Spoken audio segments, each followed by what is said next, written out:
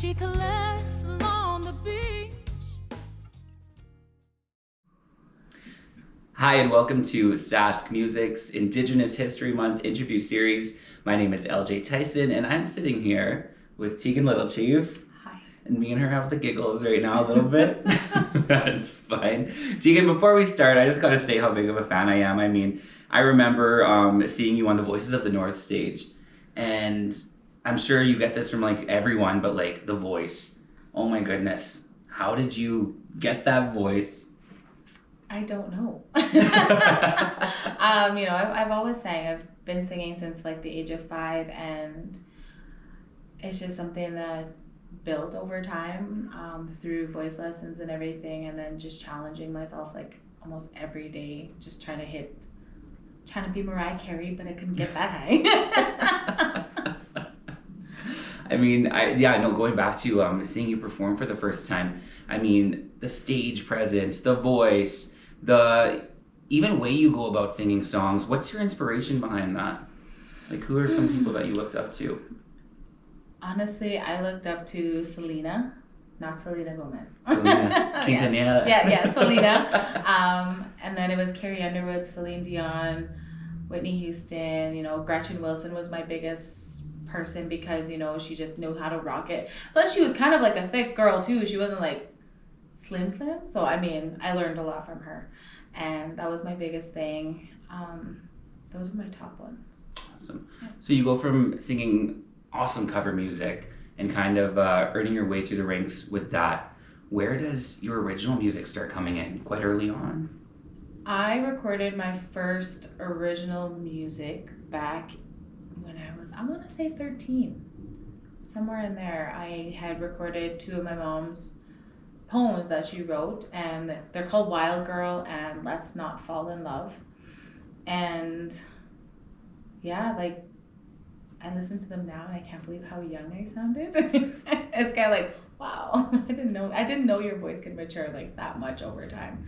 But I took a little hiatus from there, and then when I got a little bit older, when my voice did mature, that's when I started making more music.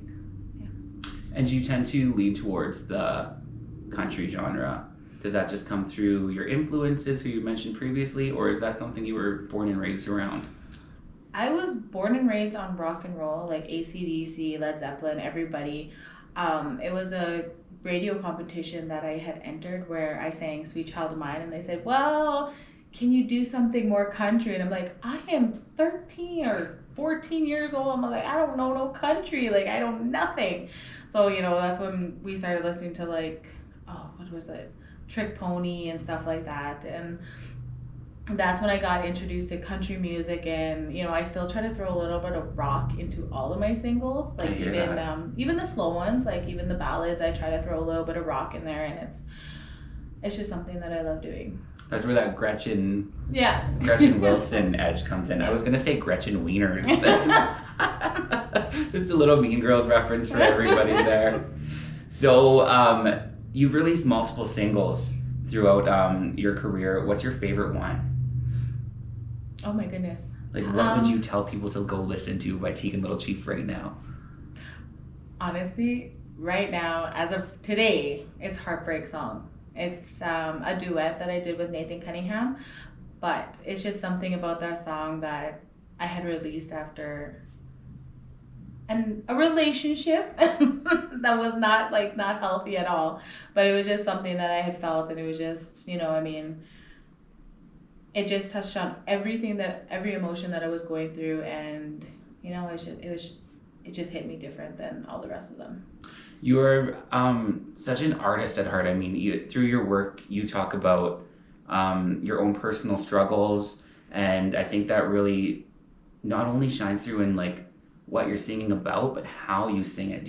Are you open to telling us a little bit about, the things you've been through, what brought you to where you are now?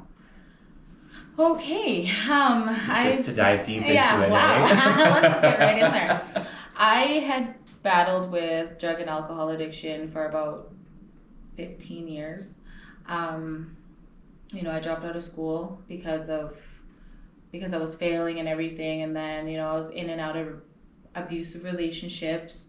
It wasn't until, I want to say, just over 4 years, 2017, something like that, that I felt like I personally hit like a rock bottom, because, you know, my mom was trying to get a hold of me and everything. And then, you know, she sent me this picture, which I was on like a week bender, and I had woke up the next morning and I'm like, you know, foggy, you know, headache, everything. And then I look at this picture and it's of my son Gabe, and he's laying in the bed and he's just like sweating, and, you know, you could tell he was crying. And, you know, and she was just telling me like, your son misses you, he loves you, you know, come back, come home, and stuff like that. And I'm just like, oh, okay, well, I think it's time. And I was in Yorkton at that time, and that same morning I just said, you know what, I'm done. I drove home quiet, no music, no nothing. And when I got home, I just asked my mom, I went and laid down and I started crying. I said, Mom, I want some help, I want to get sober. And then it wasn't even within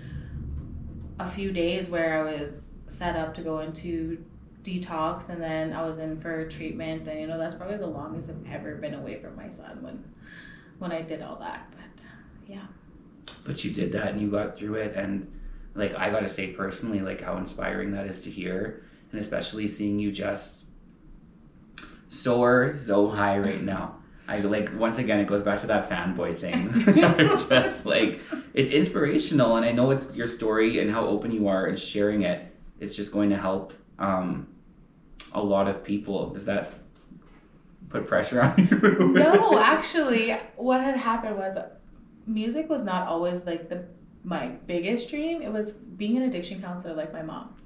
And I follow her around. I go to meetings. I go like follow her along with clients and stuff. And of course I have my headphones on, so I couldn't hear anything. But I mean, like, it was something that I always wanted to do. And then last year was when I decided, you know what, you know, it's COVID, you know, music isn't really up there right now, just because everything was set back. So I ended up going back to school and then graduated last fall.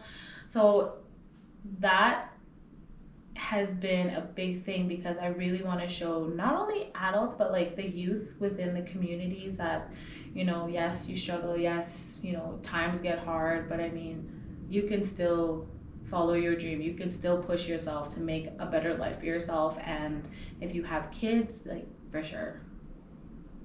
I love that. Like, once again, fanboy, you're inspirational. And no, for me even too, like, dealing with like sobriety and things like that, like, it's quite often that we search for inspiration, we search for like-minded people like us, because I mean, when you're getting out of that kind of lifestyle, it starts out about loss at first. I mean, you're losing friends, you're losing, you know what I mean? Yeah. And people out there will know what we're talking about too.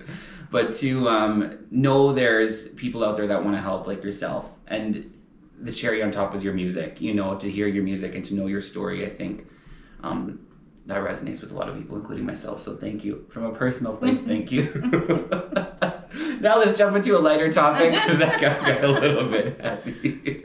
You had a song on the IMC, the Indigenous Music Chart, which is a pretty big deal. Do you want to tell everyone a little bit about that? You had a few songs, but the most recent one. Yes, it is called, well, we have a couple titles for it. It's Every Child Matters, or We're All As One. Oh my gosh, John. I don't know the names to my songs either. I'm like, oh my gosh. But yeah, no, they when I was asked to record them from Sean Hogan, I jumped on them immediately, because I thought like the song just had so much meaning. It's just, you know, with everything going on with residential schools, with, you know, the things that our youth are going through themselves, is just, you know, I wanted the world to know, not just Canada, not just like the radios. It's like I want the world to know, like, you know, every child matters. It's not just, you know, not just our First Nations. It's like every single child matters. Like, they are our future. Like, they're the ones that are going to be making this world hopefully a better place. But, you know, I mean, like, that's just the thing that I wanted to get out there.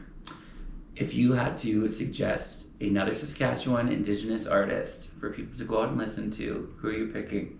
Well, you're my obvious choice. It seems like I was like asking you to say me. I'm like, I will PayPal you after for saying that.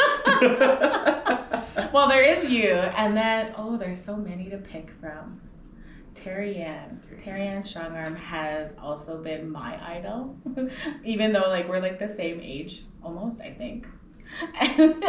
But like she's been such a powerhouse to me that, you know, I'm like, wow, like girl, like let's do something. But yeah, no, she's my second. Oh, that would be like one of my biggest dreams, to hear a duet between you two. Like, let's make that happen somehow.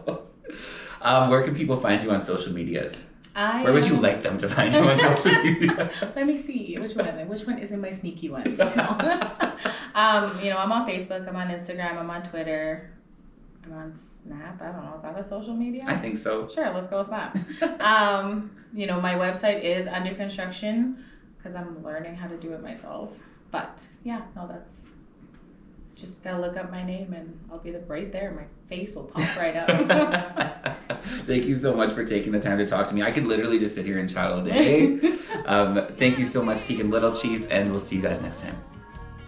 When she finally found the show me to be